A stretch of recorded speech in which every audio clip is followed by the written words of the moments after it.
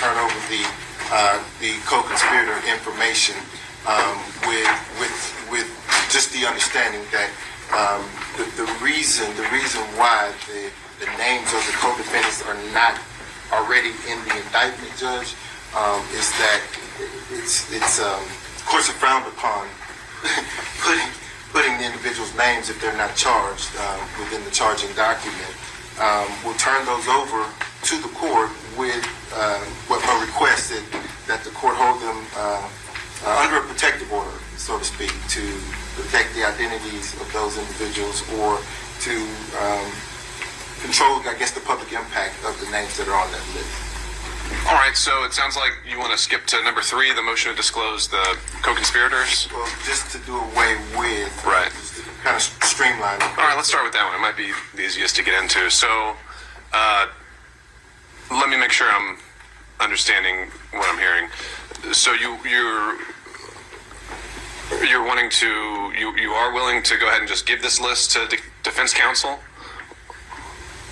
Informally through the discovery process. I'd like to present it to the court. Okay.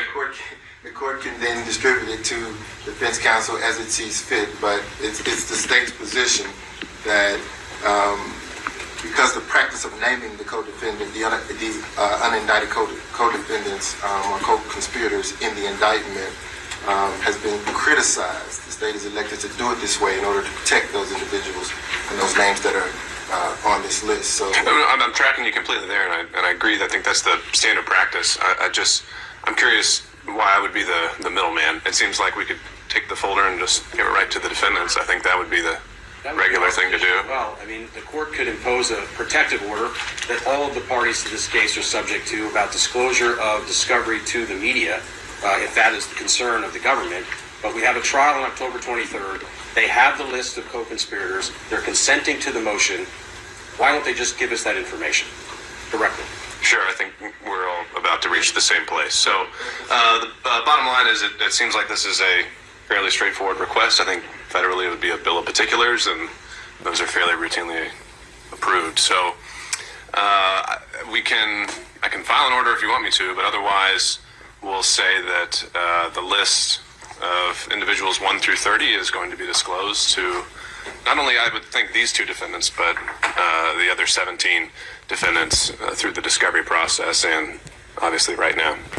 So in terms of a protective order, if the state's requesting one and the defense is not objecting, we can certainly do that as well. But otherwise, it seems like this is just a fairly routine part of the discovery. We'll just look at the language of the protective order.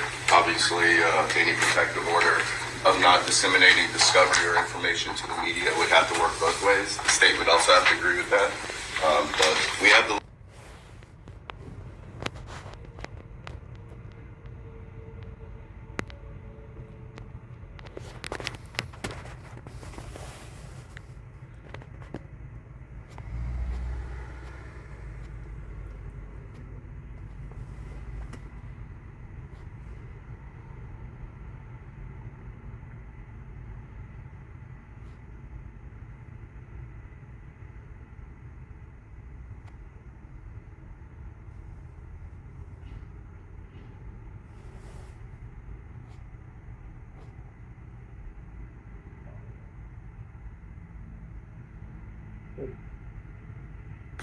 I do now want to look into the future a little bit, and that's at your cannabis legislation. You're introducing new legislation in the coming weeks. What can you tell us?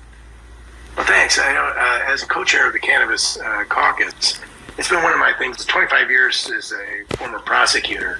One of the things when I got there was I noticed that we can't have toothless tigers for laws. And it's when states, and you look at the last decade, how the laws have evolved in every state. We went from medicinally legal to full legal to Colorado. Now it's 35 states. 40-some states have either medically or full legal, and some, or in some way, shape, or form, have brought in cannabis. Yet the federal law still remains with its head in the sand. And I've been an advocate of trying to fix those problems with the state.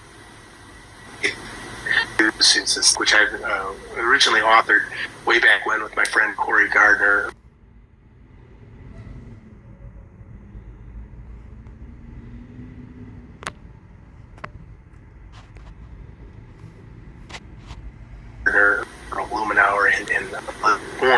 And so you can see where there's competing sides.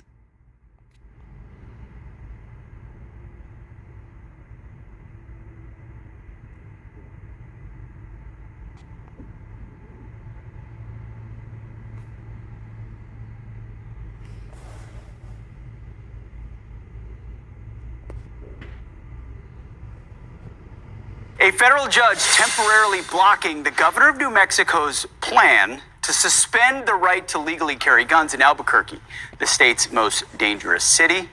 Joining us now, the 5 co-hosts, our own judge, Judge Janine Pirro. Judge, great to have you. Good morning. Thanks for being here. Good morning. Let me get because the governor's heard now this ruling and is responding yesterday. Here's what the governor said to this ruling. I refuse to be resigned to the status quo.